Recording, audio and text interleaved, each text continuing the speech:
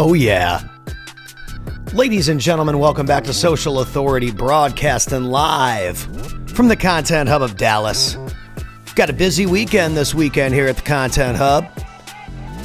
And I was thinking about, man, how much time do you waste on the weekends when you could be using a lot of that time to get better, to grow, to improve, and to get closer to your goals? Because if you were to measure, because I did the measurement of time, if you were to measure how much time you spend in your life on the weekend from Friday at 5 p.m. to Monday morning when you go to work, that's about 32% of your week. So if you take every single weekend off, every Friday night, every Saturday, and every Sunday, you take that off every single week, that's 32% of your life that is a break. So now 33% of your time, if you take every weekend off, is break time. So you're only working potentially 66% of the time. So a lot of people say they work so hard, but then they take every single weekend off. You just gave 32% of your 100% workload for the week off. Then all the other time that is taken off or absorbed by distractions or noise or doom scrolling. And then you start to look at how much time am I actually spending dedicated to my craft or dedicated to my growth. And I'm sure it's a very small percent compared to what you actually think it is.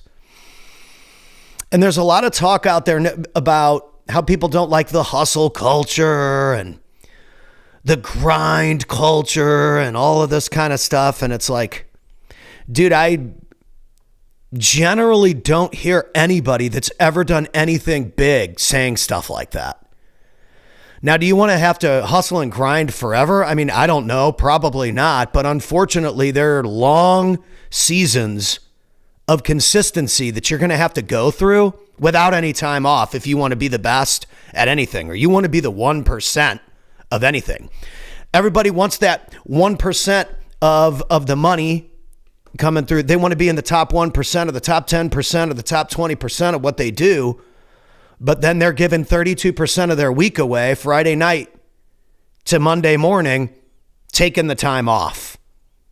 So I'm a musician. I set up this corner in my studio at my house so that it would feel just like the bar corners that I played in every Friday, every Saturday, and every Sunday for decades. We still work 7 days a week at Social Authority. Our agency is posting Monday through Sunday, every single day of the week, every single holiday for all of our clients. Every single one of them. We don't care if it's Sunday. That means nothing to us. Best Buy and Target and Walmart and all these people are open on Sundays. Why? Because that's when people are shopping.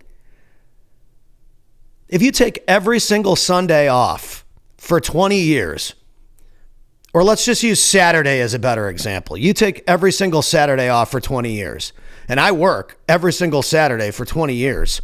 Who's going to be better than the other person? It's not even going to be close. The person that worked every Saturday's skill set is going to be so much better than the person that took every Saturday off. It's going to become almost impossible to compete with that person toe to toe because you just won't have the consistency, the stamina, the intensity, and the discipline required to even stand on the same level as that person.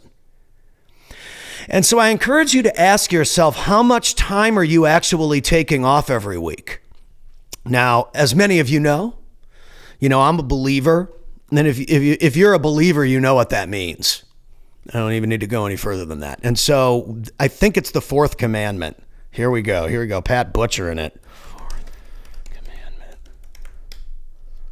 Yeah. Fourth commandment says to remember the Sabbath day and to keep it holy. Okay, remember the Sabbath day, keep it holy, Exodus 20.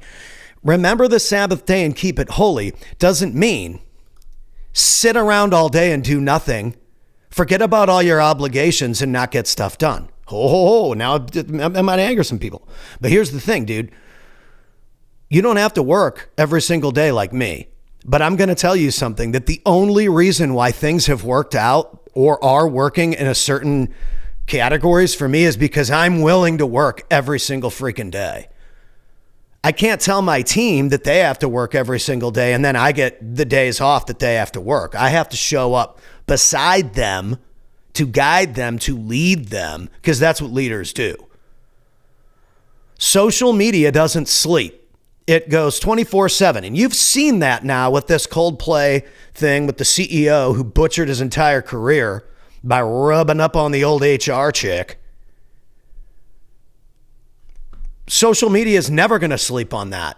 It's going to be going on Sunday, Sunday night, Saturday night, Friday night. It's Friday right now. We're just getting ready to do a session. I have Mr. Robert Love here, Dr. Robert Love, famous neuroscientist, and we're going to be filming today, tomorrow, and even Sunday. He's very a Sunday off type of guy. But I'm like, hey, man, we could still rip a couple hours on Sunday if you're up to it. And so he's praying on it, and he's going to let me know. But we still have to post for our clients. We still have to post every Sunday. People are shopping on Sundays. You can still honor your rest. You can still honor your days off. You can still keep your commitments, and you can still get done what you need to get done. So don't take what I'm saying as a punch to any of that. It is a salute to it, okay? And I don't even usually bring that stuff up in my broadcast, but I think that I need to, because I think it's very important to use discretion when you talk about rest. I mean, I rest every day. I sleep great every night. But my clients run 7- and 8-figure companies. And 7- and 8-figure companies need to be posting on social media every day. And if you're not using the phone to post your content and you're using third-party software and you got some guy in the Philippines posting your stuff, it's probably not going to get very many views because Facebook and Meta and TikTok and all these people want you using your phone inside the app to post from the United States. That's why you see a lot of people, more and more people navigating to agencies because they don't have time to post on Friday, Saturday, and Sunday. We've been doing it for years. We're savages. People are shopping on Sundays. So again, I encourage you to think about Monday through Sunday, measure your time. Measure your time, because Friday at 5 p.m. to Monday morning, that's 30% of your life. And so if you take every single weekend off your whole life, while Pat was performing at 5 o'clock on a Friday, prime time for me to get the acoustic guitar and make some money. I did it for a decade and a half. Every Friday, when you get off work and you go to the bar to drink and it's your off time, that was when I would strike. When people take time off, I go into overdrive. Every Thanksgiving, every Easter, every Christmas, Christmas Eve, New Year's Day, New Year's Eve, every single one of these holidays, I've always worked, performing somewhere. And then when we transitioned into the agency, Social Authority, our service that we provide, one of the ways that we beat people is because we post every single day of the week and other people don't. They can't even keep up with us. This is like the 136th podcast that I've streamed in under a year. Most of these podcasts, maybe they're not even any good. It doesn't even matter. They're just like reps. So you got to think about, how are you measuring your time? A lot of you guys are entrepreneurs and business owners. A lot of the people that follow me, you guys make way more money than I do because you measure everything. All the people that are crushing it, they measure everything. Hey man, I noticed that post on Saturday night did really well. Yeah, I know we were supposed to post at 11 a.m., but we know memes historically on a Saturday night, since that was on the schedule, get more hits later in the day. That's when people are scrolling their phones.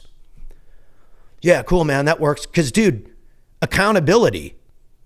If a company is a 7 or 8 figure company and you're their social media team, like we are for a lot of people, and you just take all this time off, not posting, not making yourself available for your customers, and you don't really care What does that say about your consistency and your discipline when it comes time for them to believe that you're going to show up for them? If you can't even show up on your social media, why would anybody think that you're going to show up as a service provider? It goes right back to the thing I was making fun of the other day with the CEO thing, the CEO Coldplay thing. Like, no one's ever going to trust that guy or his company ever again. That's the moral of the story. It has nothing to do with the chick. He should have protected the chick and her marriage by protecting himself and his marriage. But he didn't. He brought her along for the ride and proved that he can't be trusted. When you aren't working on leveling up your game and you leave a huge 30% gap by taking every single weekend off for a decade and a half, and then you want to compete against somebody who put in that work for a decade and a half, what's going to happen? You know what I'm saying? What's going to happen? If you're a boxer and you train 6 days a week and you fight a guy that trains 4 days a week, I mean, you have almost 2 times as much training as that person. After a while, you're probably going to beat their ass. This is like common sense.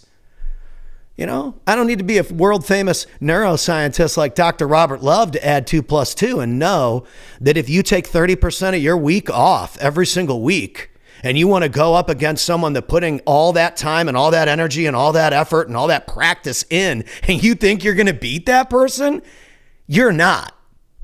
It is mathematically and almost statistically impossible unless by some fluke, the person that works 4 out of 7 days has some natural genetic God-given talent that you just got unlucky and that's the person in your category and you lose somehow. But that's probably not the case because over time, consistency, discipline, and authenticity win. I've been saying this for years. People are like, how did you close that deal with Grant Cardone? You didn't have any money. You didn't have a following. You didn't have a record deal. You had no #1 singles. You're a bar corner performer making $100 and he gives you the stage in front of 10,000 people? Yeah, man, because I made him the free video and you didn't. I made him the free video and got him 3 million views for free